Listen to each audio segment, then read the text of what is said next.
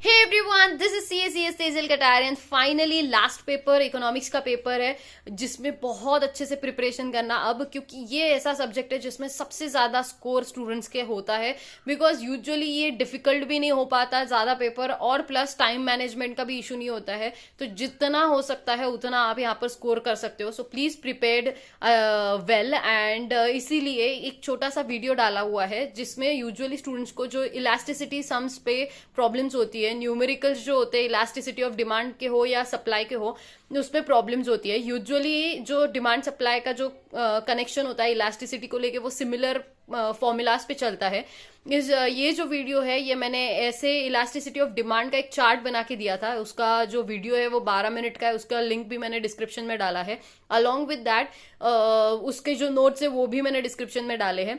But उसके साथ साथ आपको ये ध्यान रखना है कि जो सम्स मैंने किए हैं वो जितने भी टाइप्स है आपके, मे बी प्राइस के अंडर जो सब पार्ट्स आते हैं, जो 4 टाइप्स आ रहे हैं, या इनकम इलास्टिसिटी हो या आपका क्रॉस इलास्टिसिटी हो, सबके ऊपर एक एक सम लेके ऐसे 10 सम्स या 10 न्यूमेरिकल्स का मैंने एक वीडियो बनाया है। वो वीडियो को बहुत ध्यान से करके जाना। स्पेशली जो आखिरी के 2-3 है वो बहुत ही ट्रिकी है, 2 वाले स्पेशली, तो वो बहुत अच्छे से करके जाना। So let's start with the numericals on elasticity. Before I start, मैंने कुछ टाइम पहले एक वीडियो रिकॉर्ड करा था जिसमें इलास्टिसिटी ऑफ डिमांड का सारे जितने भी फॉर्मूले हैं मैंने सारे एक जगह पे आपके 2 पेजेस में सम अप किए थे। तो सबसे पहले इलास्टिसिटी का मतलब क्या होता है? इलास्टिसिटी का मतलब होता है जो भी आपका क्वांटिटी डिमांडेड में चेंज होता है, बिकॉज कोई तो एक डिटर्मिनेंट जो होता है उसमें चेंज हो जाए। अब कोई तो एक डिटर्मिनेंट में आपके पास प्राइस है, इनकम है, जो भी दूसरे गुड्स का प्राइस है, और एडवर्टीजमेंट एक्सपेंडिचर है। इसको लेके आप लोगों को एक चार्ट बना के दिया था कि प्राइस इलास्टिसिटी, फिर उसके सब types, income elasticity, cross and advertisement. तो हम लोग हर एक ये जो टाइप ऑफ इलास्टिसिटी है, हर एक पे मैंने एक एक क्वेश्चन किया है। अब ये जो इलास्टिसिटी है, इलास्टिसिटी ऑफ डिमांड है, इलास्टिसिटी ऑफ सप्लाई भी सिमिलर ही होता है। बस आपके क्या बोल सकते हो, डिमांड की जगह पे सप्लाई लग जाता है। तो मैंने पहले डिमांड को फोकस करते हुए मैंने आपके लिए सबसे पहले तो प्राइस इलास्टिसिटी पे फोकस करेंगे। प्राइस इलास्टिसिटी का मतलब क्या होता है कि जो भी प्राइस पे चेंजेस होगा, उस प्राइस के चेंज की वजह से आपका क्वांटिटी डिमांडेड कितना चेंज होता है। So the formula is percentage change in price divided percentage change in quantity demanded divided by percentage change in price। यही फॉर्मूला होता है परसेंटेज मेथड का। करेक्ट। परसेंटेज मेथड में क्या होता है? Percentage change in quantity demanded upon percentage change in price, या फिर ये दूसरा अल्टरनेटिव फॉर्मूला है। दिस इज नथिंग बट जो परसेंटेज का ही अगर फॉर्मूला को अगर आप डेवलप करते हो तो वैसा ये फॉर्मूला आपको मिल जाएगा। So let's start one by one on all the formulas and with all the formulas and with all the types of price elasticity और मे बी इनकम इलास्टिसिटी। सो सबसे पहला जो सम है आपके सामने है, if the price of the commodity rises by 40%, accordingly demand falls by 80%, what is the price elasticity of demand? Now understand, हमें ये सोचना है कि यहाँ पर सबसे पहले अगर ध्यान से समझो, अगर कुछ भी नहीं लिखा है, उन्होंने सिर्फ इतना लिखा है price elasticity of demand, and they haven't mention कि प्राइस इलास्टिसिटी में कौन सा मेथड यूज करना है। जैसे कि आपके पास परसेंटेज मेथड है, पॉइंट मेथड है, आर की इलास्टिसिटी है, टोटल आउटले, बट अगर कुछ भी लिखा नहीं है कि कौन से मेथड से करना है, then it's always a percentage method. ये ध्यान में रखना। सो परसेंटेज मेथड से आपको ढूंढना पड़ेगा यहाँ पर बहुत क्लियरली। तो आपका फॉर्मूला क्या होता है? फॉर्मूला बहुत क्लियर है हमारा, percentage change in quantity demanded upon percentage change in price. अब percentage change in quantity demanded कितना लिखा है उन्होंने? 80% फॉल लिखा हुआ है। So 80% divide by 40%, so the answer is -2 actually. Why? Because यहाँ पर फॉल है 80% का, भले ही प्राइस राइज हो 40% से। This negative sign in what you can say, ये जो निगेटिव साइन है ये इंटरप्रिटेशन, ये जो नेगेटिव साइन है इसका इंटरप्रिटेशन क्या है? ये इसका इंटरप्रिटेशन बहुत सिंपल है कि आपका अगर ये दोनों जो प्राइस और डिमांड है ये दोनों इनवर्स रिलेशन रखते हैं, इसीलिए ये नेगेटिव साइन है। But when it comes to the answers, it's very simple कि आपको नेगेटिव साइन को इग्नोर करना है और आपको हमेशा पॉजिटिव है आंसर लिखना है। प्रोवाइडेड अगर आपके एग्जाम में अगर ऐसा MCQ होता कि 0.5 टू 3.2 और यहाँ पर -0.5 की जगह अगर -0.2 होता, तो आपने डी ऑप्शन को सिलेक्ट किया होता। प्रोवाइडेड अगर वहां पर -0.2 होता या -2 होता, तो ध्यान से समझो, यहाँ पर अगर -2 है तो ही आप इसको सिलेक्ट करोगे। लेकिन अगर माइनस का साइन आपके पास नहीं है तो जो भी एब्सोल्यूट वैल्यू है आपका, आपको उसको टिक करना है। So your answer will be B in this situation. Why? Because आपके पास माइनस वाला ऑप्शन नहीं है. So this is all about the first question. Now the second question. Price elasticity of demand उन्होंने ऑलरेडी दिया है 0.75 है. Calculate the percentage fall in its price and that will result in the 15% rise in the quantity demanded. Now understand. सबसे पहला क्या क्या दिया है? इलास्टिसिटी ऑफ डिमांड दिया हुआ है. इलास्टिसिटी ऑफ डिमांड है 0.75. Percentage change in quantity demanded दिया हुआ है. Percentage change in quantity demanded है. Percentage change in quantity demanded है 15% का दिया हुआ है. और ये जो 15% है ये राइज दिया हुआ है. अब आपको ये ढूंढना है कि परसेंटेज चेंज इन प्राइस कितना है. तो हमारा फॉर्मूला बहुत सिंपल है. Elasticity of demand is percentage change in quantity demanded upon percentage change in price. अभी यहाँ पर इलास्टिसिटी कितना है हमारा? 0.75. So 0.75 negative equal to percentage change in price is 15% upon x. So the answer should be x is equal to what? 15%. Therefore x is equal to 15% upon 0.75. 15% upon 0.75 minus है.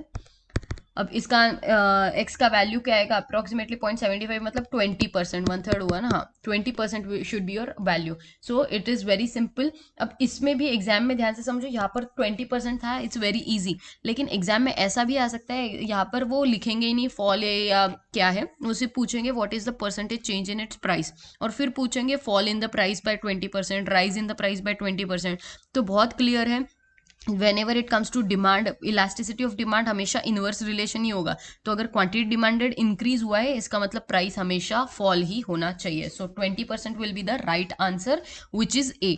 आई hope so you are clear now. So let's go ahead with the next sum जो कि आपका तीसरा है. Third सम जो है वो क्या है? देखो, yesterday the price of envelopes was $3. ठीक है, of box and Julie was willing to buy 10 boxes. उसको 10 बॉक्सेस बाय करने थे. आज जो बॉक्सेस का प्राइस है वो 3.75 है एंड जूली अभी जो इच्छा कर रही है वो 8 बॉक्सेस लेने की. अब ये बताना है आपको इसके बेसिस पे कि ये जो एनवलप है इसका डिमांड कैसा है और इसका इलास्टिसिटी कैसा है. सो सबसे पहले तो इलास्टिसिटी ढूंढेंगे, उसके बेसिस पे हम इंटरप्रिटेशन निकाल सकते हैं. तो आपको क्या समझ में आ रहा है? Percentage change in quantity demanded upon percentage change in price. अभी इधर परसेंटेज दिया नहीं है, इसका मतलब आपको परसेंटेज निकालना पड़ेगा.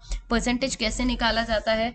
तो इसके लिए आपके पास दूसरा जो फॉर्मूला था, अगर आपको याद होगा, ये वाला जो फॉर्मूला है, आप ये वाला फॉर्मूला भी इस्तेमाल कर सकते हो. Change in quantity upon change in price into price upon quantity. Correct. तो आप ऐसा सीधा निकाल सकते हो, या फिर आप ऐसा कर सकते हो, परसेंटेज चेंज इन, पहले percentage change in quantity demanded निकालो. Percentage change in quantity demanded कैसे आएगा? 8 - 10 upon original, that is 10. So that will be approximately 0.2 upon 10, that is 0.2. Correct. 0.2 that means this is nothing but 20% fall हुआ है. अभी ये percentage change in price ढूंढना पड़ेगा. Percentage change in price कितना है? 3 से 3 has gone up for 7. Today it has gone up for 3.75. सो आज का जो प्राइस है वो कितना है? 3.75 है. -3 upon 3 which will be 0.25. So 0.25 is nothing but 25%. So percentage change in price upon quantity demanded upon percentage change in price, that means 20% upon 25%. so which will be approximately 0.8 if I'm not wrong. so अगर ये 0.8 है इसका मतलब elasticity less than 1 है. Less than 1 का मतलब ये होता है in elastic demand.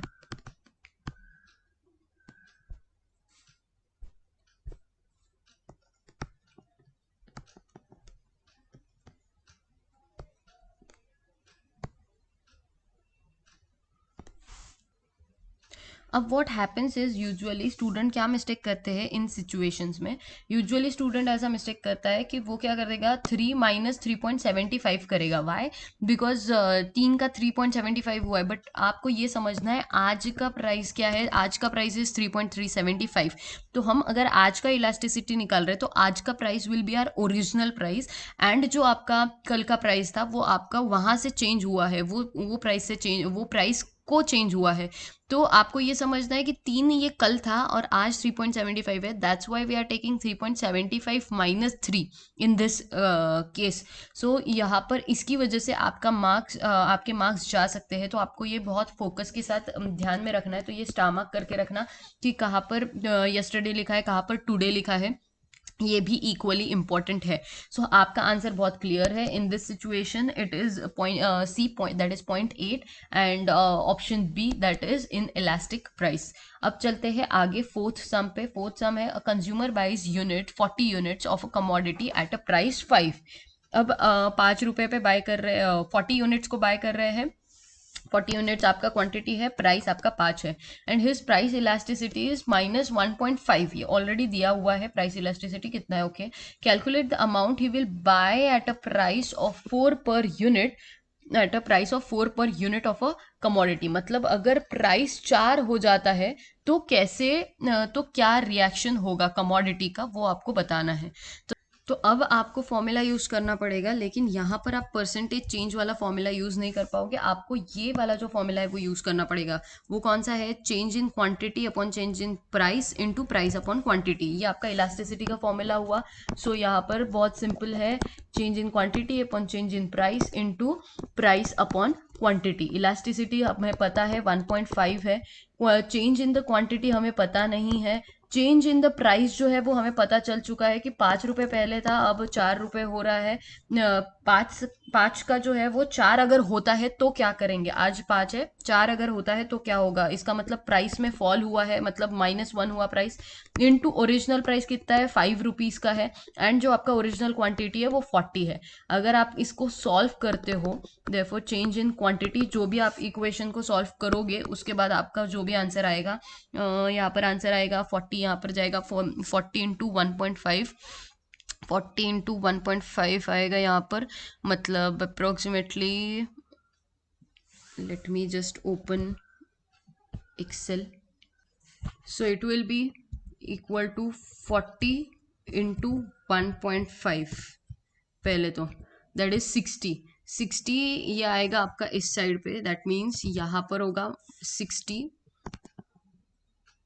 -60 equal to 5Q। So 5Q मतलब कितना आएगा? Q का आंसर, Q आएगा 12, ठीक है, करेक्ट। Q कितना आएगा? 12 आएगा, लेकिन ये माइनस नहीं आएगा, प्लस आएगा। क्यों? क्योंकि -1 एंड -1.5 है, तो माइनस माइनस प्लस हो जाएगा। सो 60/5, देयरफॉर क्वांटिटी आपका कितना आएगा?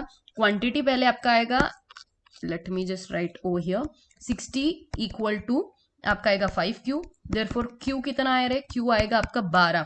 सो Q 12 है, हमें चेंज इन क्वांटिटी पूछा है। Calculate the amount that will buy मतलब हमें क्वांटिटी चेंज जो हुआ है उसको ऐड करके आंसर ढूंढना है। दैट मीन्स जो चेंज आएगा वो 40 + 12, that means 52 should be your answer. This was also quite tricky one, तो फोकस करना। यहाँ पर आपके फॉर्मूलाज कौन से होने चाहिए और कैसे आपने सोचना है वो क्लियर होना चाहिए। So 40 + 12 equal to 52 units should be your answer. I hope so you are clear with the question number 4 now. ये PDF भी मैं शेयर करूंगी, डोंट वरी, डिस्क्रिप्शन बॉक्स में आपको मिल जाएगा। उसके बाद जो अगला आता है न्यूमेरिकल 5th, क्या लिखा है देखो, if the price of the product decreases from 10 to 8, price कितना डिक्रीज हो रहा है? 10 से 8 हो रहा है। तो ये बहुत क्लियर है आपको, 10 से 8 हो रहा है, 10 से 8 मतलब यहाँ पर डिक्रीज हुआ है। उसके बाद leading to an increase in quantity demanded from 40 to 60, ठीक है, 40 to 60, लेकिन आपको फॉर्मूला कौन सा यूज करना है? आर्क मेथड का। अब ध्यान से समझो, यहाँ पर चलेंगे, यहाँ पर हमने ऑलरेडी ये मेथड से ये वाला फॉर्मूला यूज करके हमने सॉल्व कर लिया, ये वाला फॉर्मूला भी सॉल्व कर लिया। अभी हम लोग बात करेंगे आर्क इलास्टिसिटी की। तो आर्क इलास्टिसिटी का फॉर्मूला क्या है? ये वाला फॉर्मूला है, Q2 - Q1, Q2 + Q1, और ये करना है क्या? आपको मल्टीप्लीकेशन करके आंसर ढूंढना है। So formula is very clear, Q2 - Q1 upon Q2 + Q1 into P2 + P1 upon P2 - P1। तो इन सबको अगर हम प्लेस कर देते हैं वैल्यूज में, तो क्वांटिटी सबसे पहले तो प्राइस पे बात हो रही, क्वांटिटी Q2 कितना है? 60 है। सो 60 - 40 upon 60 + 40 into P2 plus P1 मतलब क्या, 10 into 8, 10 minus 10 plus 8, 10 plus 8, 10 plus 8 upon 10 minus 8। इसके बाद इसका सॉल्विंग करेंगे, कितना आएगा, 10 प्लस 8 18, 18 अपॉन 2 दैट मीन्स 9, और यहाँ पर आएगा 60 मतलब 20 upon 100। So this will be 0.2 into approximately 9, so 9 into 0.2। सो यहाँ पर आंसर क्या आएगा, 20 upon 2 is 0.2 and 18 upon 2 that is 9, so 9 into 0.2 that means 1.8, correct, 1.8, yes, we have 1.82, that means right, D is the right option. So I'm done with the arc elasticity formula also. Now let's go ahead with the next one, the supply function. The supply function of given equation is Q is equal to minus 100 plus 10p. Find the elasticity using the point method. Now we are discussing with the point method whenever the price is 15. Now understand, whenever you get an equation, you always think first about the derivative method. Okay, so whenever it comes to the equation or point method, we are going to focus first upon derivative method. So first derivative method, let's solve with the derivative method this entire question. So first of all, what is your derivation, dq upon dp. so यहाँ पर कितना आएगा रे, dq upon dp minus dq upon dp into t upon q, correct है। तो अभी हमें बहुत क्लियरली पता है dq upon dp is nothing but what, the slope of the line. ये आपको बहुत अच्छे से मैंने तब एक्सप्लेन किया हुआ था। सो आपको ये ऑलरेडी पता है कि स्लोप ऑफ द लाइन 10 है, तो आपका एट प्राइस 15 आपका जो dq बाई dp है वो कितना आएगा, 10 आएगा। सो it will B 10 into price कितना है हमें ऑलरेडी पता है 15, क्वांटिटी कितना है, क्वांटिटी कितना है, क्या ये बात आपको पता है क्या, क्वांटिटी कितना है, नहीं, ये अभी तक हमें नहीं पता है। सो इट विल बी वो हमें ढूंढना पड़ेगा। सो हमारा पहले क्वांटिटी कितना आता है, देखो quantity will be -100 plus 10 into P हमारा कितना है 15 है। इसके बेसिस पे हम लोग क्वांटिटी ढूंढ सकते हैं, कितना आएगा 150 minus 100, so it will B 50। So quantity आया 50। सो इसके बेसिस पे जब ये सॉल्व हो जाएगा तो answer should be 3। So this is how you suppose to find your answer. Whenever you get a equation always think of derivative method. So 3 yes, but यहाँ पर ध्यान से समझना, यहाँ पर वर्ड सप्लाई फंक्शन यूज किया है, इसकी वजह से यहाँ पर 3 आंसर आया है, because they have a direct relation. Otherwise ये डिमांड का फंक्शन होता तो मे बी आंसर जो है वो -3 हो जाता, और आपका जो मतलब आपने कौन सा टिक करना है सही आंसर वो ध्यान से फोकस के साथ जरूर करना। उसके बाद चलते हैं अगले सम पे, जो कि है find income elasticity. Before I go ahead with the income elasticity, I am done with arc elasticity. Derivative का भी एक दिखा दिया आपको। ज्योमेट्रिक मेथड में बहुत सिंपल होता है। ज्योमेट्रिक मेथड कैसा होता है रे, geometric method is nothing but, अगर आपको याद होगा तो ये मिड पॉइंट होता है, और ये मिड पॉइंट पे आपका इलास्टिसिटी इज ऑलवेज 1, और आपका इलास्टिसिटी हमेशा 0 टू इन्फिनिटी के बीच में वर्क करता है। तो ये lower segment upon upper segment. So ये जो भी लोअर सेगमेंट की वैल्यू होगी, मे बी 4 5 वॉट एवर जो भी वैल्यू होगी, दैट डिवाइडेड बाय जो भी अपर सेगमेंट होता है, उससे आपका आंसर आ जाता है। 4 डिवाइड बाय 5 कर दोगे तो आपका आंसर आ जाएगा। अगर वही यहाँ पर लोअर सेगमेंट अगर उन्होंने ये लिया होता, तो यहाँ पर आपका ये पूरा जो है, मतलब कौन सा पार्ट रहे, ये पूरा पार्ट आपका अपर सेगमेंट में चला जाता है, ये आपका लोअर सेगमेंट हो जाता। सो आपका ये जो भी वैल्यू आता है लोअर अपॉन अपर, ये बहुत क्लियरली एग्जाम में लिखा हुआ होता है, बहुत मतलब पेपर में लिखा ही हुआ होता है, तो आपको समझने में बिल्कुल भी दिक्कत नहीं होगी। ये हो गया ज्योमेट्रिक मेथड। उसके बाद आता है total outlay method. Total outlay method में आपको ढूंढने के लिए कुछ भी नहीं होता है, क्योंकि यहाँ पर हम लोग ये जो होता है, we can not evaluate coefficient of the elasticity in this. Coefficient of elasticity हम ढूंढ नहीं सकते हैं, हम लोग सिर्फ इंटरप्रिटेशन बताते हैं, क्योंकि टोटल रेवेन्यू और प्राइस का जो इलास्टिक डिमांड होता है, उस इलास्टिक डिमांड होता है उस टाइम पे इनवर्स रिलेशन होता है एंड इन इलास्टिक जब डिमांड होता है तो प्राइस एंड टोटल रेवेन्यू का जो रिलेशन होता है वो डायरेक्ट होता है। आपको एग्जाम में एमसीक्यू इस पर भी आ सकते हैं, या फिर ऐसे एमसीक्यू आएंगे कि अगर प्राइस बढ़ा तो यूनिटरी इलास्टिक के केस में टोटल रेवेन्यू कितना होगा, अगर इलास्टिक होगा तो कितना होगा। इस तरीके से आपको क्वेश्चंस आते हैं। इसका सम अप ऑलरेडी मैंने उस वीडियो में भी बताया है, या फिर आप वो वीडियो का लिंक भी इस वीडियो के डिस्क्रिप्शन में है, तो वो जरूर जाके एक बार देख लेना। सो इसी के साथ I am done with the price elasticity के सारे मेथड्स। अब हम लोग बात करेंगे इनकम इलास्टिसिटी। वेरी सिंपल, कुछ नहीं होता, यहाँ पर सेम ही है। यहाँ पर क्वांटिटी डिमांडेड अपॉन इनकम लिखा है, बस ये ध्यान रखना है यहाँ पर पॉजिटिव रिलेशन होगा, मतलब जैसे इनकम बढ़ेगा आपका डिमांड भी बढ़ना है। जैसे यहाँ पर प्राइस बढ़ता है तो डिमांड घटता है, यहाँ पर डायरेक्ट रिलेशन होगा। यहाँ पर हमने प्राइस को जब फिर बस आपने इनकम को रिप्लेस करना है। तो यहाँ पर कैसे दिया है देखो, इनकम इलास्टिसिटी 100 से 200 हो रहा है, आपका इनकम राइज हुआ है। सो 100 से 200 आपका इनकम राइज हो चुका है, और जिसकी वजह से आपका क्वांटिटी डिमांडेड भी राइज है। तो यहाँ पर percentage change in quantity demanded upon percentage change in price अगर हम करते हैं तो हम जैसे करते थे वैसे ही हमें इनकम के साथ भी करना है, कि जो आपका इनकम चेंज इन इनकम हुआ है वही आपको वो आपको लेना है, and change in quantity demanded लेना है। तो चेंज इन क्वांटिटी डिमांडेड कितना रहे, 25 से 30 हो गया, मतलब 25 से 30 हो गया। तो यहाँ पर आएगा 25 से 30, ठीक है। तो ओरिजिनल विल बी 25, और यहाँ पर इनकम कितना इंक्रीज हुआ है, 100 से आपका 200 हो गया है, 100 माइनस 200 अपॉन 100। तो यहाँ पर कितना आंसर आएगा, 5 डिवाइडेड बाय 25 माइनस इन 2। ये 100 ऊपर चला जाएगा अपॉन माइनस 100। तो ये कट हो गया, माइनस का साइन कट हो गया, माइनस माइनस प्लस हो जाएगा। 5 मतलब 5 5 ज़र, सो 1.5 1/5 आएगा। 1/5 is nothing but your answer should B 0.2, that is A option. I hope so you are clear with the formula also and with the answer also. So your answer should be 0.2, that is option number A. So let's go ahead with the next sum, that is nothing but the quantity expenditure sum, advertisement expenditure. So now done with this. Now advertisement is again same, quantity demanded upon change in the advertisement expenditure. So quantity demanded is nothing but 8,000 minus 10,000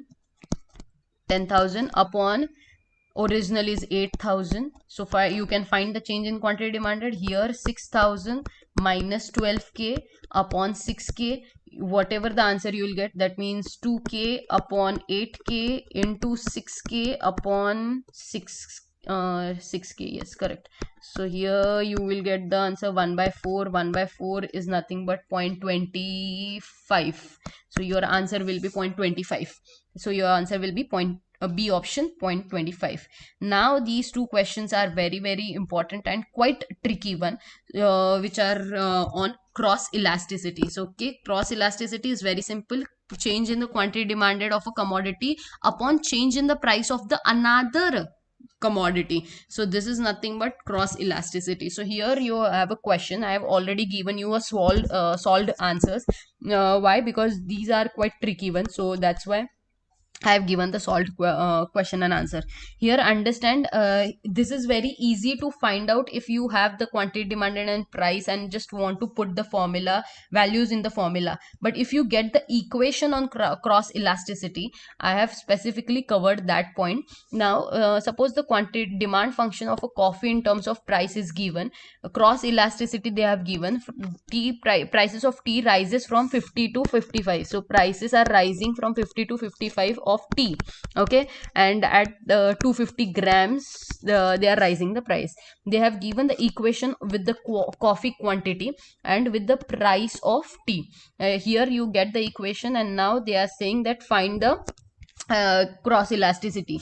So here very simple. First of all, you know the equation, so find the quantity demanded of a coffee first. So it's very simple. 100 plus 0.25 into 50, that is price of a tea, and that is 225. So you already get the quantity. You already know this. Whenever you get the equation, you want to you supposed to solve that sum by the derivative formula. तो derivation तो हमें पता है, जो slope होता है वही हमारा डेरिवेशन होता है. सो 2.5. So answer is very clear. 2.5 into 50 upon 225. So answer will B 0.51.